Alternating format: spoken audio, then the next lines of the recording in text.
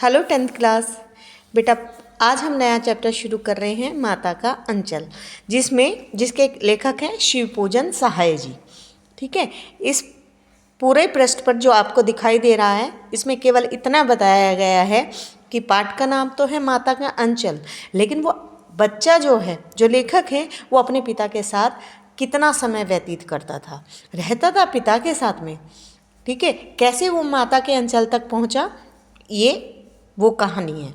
ठीक है, शुरू में बताया गया है कि बच्चा जो है सोता भी पिता के साथ था, जागता भी पिता के साथ था, नहाता और पूजा भी पिता के साथ करता था।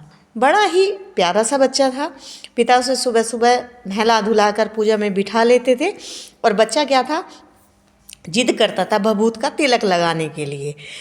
तो पिताजी कुछ हंसकर, कुछ झुंझलाकर, डांट कर उसको तिरपुंड यानी जो 3 उंगलियों से जो तिलक लगाते हैं वो तिलक लगा देते थे उसके पूरे माथे पर, उसके लीलार पर। तो वो भभूत खूब खिलती थी, बड़ा सुंदर लगता था बच्चा, और लंबे लंबे बाल थे, जिस कारण उसको जो उसके पिता थे बम्बोला कहते थे, भोलानाथ कहकर पुकारते थे। तो बच्चा अच्छा खासा बम्बोला लगता था, सिर पर त्रिपुंड लगा लिया और बाल बड़े बड़े लंबे लंबे घुंघराले। लेकिन असली नाम क्या था? तारकेश्वर नाथ। बच्चे का असली नाम था तारकेश्वर नाथ। ठीक है, वो अपने पिता को बाबूजी और माता को मैया कहते थे। अब देखिए, बच्चा सोता साथ में था, नहाता था साथ में, पूजा साथ में करता था, सब कुछ अपने पिता के साथ में वो हमेशा लगा रहता था।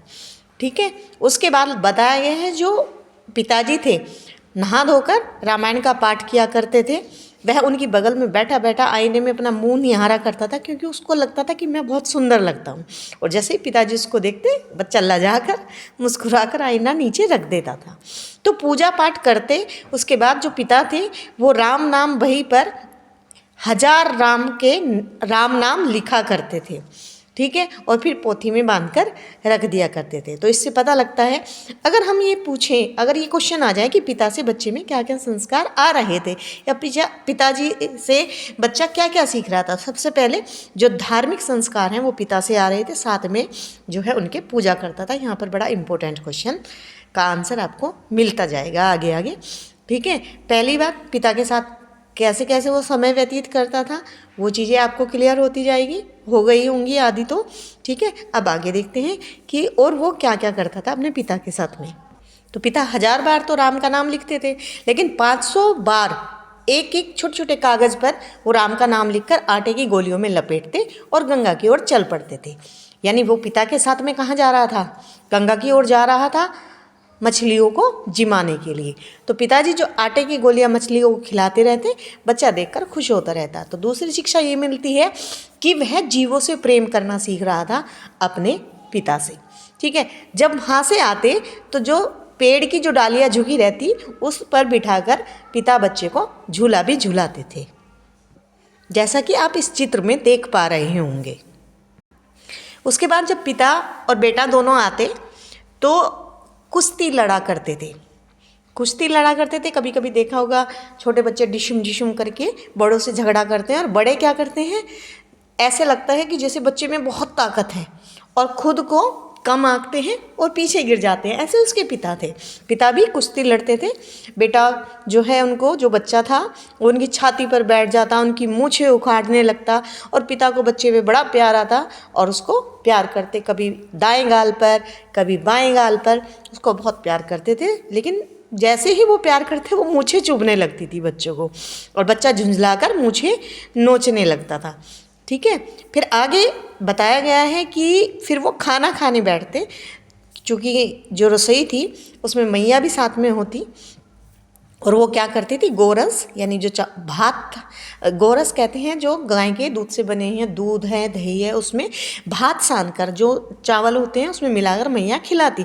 पिता जो है छोटा छोटा सा बाइट बच्चे को देते थे, छोटा छोटा सा खिलाते थे, थोड़े थोड़े चावल। तो मैया को लगता कहीं ना कहीं बच्चा भूखा रह गया, और मैया क्या ताना मारती, भाई मम्मियाँ तो पापा को ताना मारती ही हैं हमेशा, तो क्या कहती, मर्द वे क्या जाने बच्चे को कैसे खिलाया जाता है, जब खाएगा बड़े बड़े कोर तब पाएगा दुनिया में ठोर। जब बड़े बड़े कोर खाएगा तभी तो दुनिया में अपना स्थान बना पाएगा। तो अब जो है मैया उसको खिलाना शुरू कर देती और पेट भर कर ही छोड़ती। जब बच्चा मना करता, क्योंकि बच्चे को लगता है वो छोटे छोटे से थोड़े थोड़े से चावल में भी वो ऐसा लगता है जैसे वो बहुत खा चुका है। तो मैया क्या है, मम्मियाँ बड़ी चालाक होती है। अगर बच्चा दूध नहीं पीता तो उसको लालच देती है कि बेटा गोरा हो जाएगा, चाय पीने से काला हो जाएगा, तो तुझे दूध पीना चाहिए। तो मम्मियाँ बड़ी ट्रिक लगाती हैं बच्चों को खिलाने पिलाने की। नए नए कप ले आएंगी, नई नई कटोरियाँ ले आएगी। मेरे बेटे की सबसे छोटी कटोरी है। ऐसे ही लेखक की माता भी थी। तो वो क्या करती थी कि अलग अलग जो चावल थे थाली में अलग अलग थोड़े थोड़े चावल रख देती थी और बताती थी ये तोता है, ये मैना है, ये चील है, ये कबूतर है, अगर तुम नहीं खाओगे तो ये उड़ जाएंगे। लेकिन लेखक भी बड़े चालाक थे, वो कौन सा उनको उड़ने देते, फटाफट उनको चट कर जाते थे। तो अभी तक आपने पढ़ा पिता के साथ कहाँ कहाँ रहता था बच्चा, ठीक है, माता किस किस बहाने से उनको खिलाती थी, और बच्चा अपने पिता से क्या क्या सामाजिकता सीख रहा है। इसमें आपको मूल्यपरक प्रश्न पूछे जाते हैं, वैल्यू बेस्ड क्वेश्चन पूछे जाते हैं।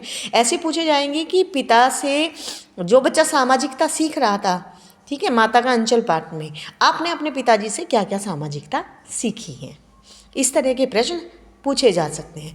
भोलानाथ का अपने पिता से मधुर संबंध था, ठीक है, मधुर रिश्ते थे, हमेशा साथ रहता था पिता के साथ। आपके पिता के और आपके कैसे रिश्ते हैं, या आपके पिता आपको क्या क्या सीख देते हैं, इस तरह के प्रश्न आपसे पूछे जा सकते हैं। मैया बड़े प्यार से खाना खिलाती थी, ठीक है, क्या आपकी माता भी इसी तरह आपको प्यार करती है, और किस तरह वो आपको, आप अगर किसी खाने की चीज़ को पसंद नहीं करते तो वो किस किस तरीके से आपको वो चीज़ खिलाने की कोशिश करती है। इसका बाकी का चैप्टर का जो भाग है आगे इम्पोर्टेंट है, बहुत ज़्यादा इम्पोर्टेंट है ये चैप्टर, ठीक है, वो मैं आपको कल पढ़ाती हूँ। तो देखते रहिए अर्चना हिंदी क्लासेस, शेयर करते रहिए और सब्सक्राइब करना ना भूलें।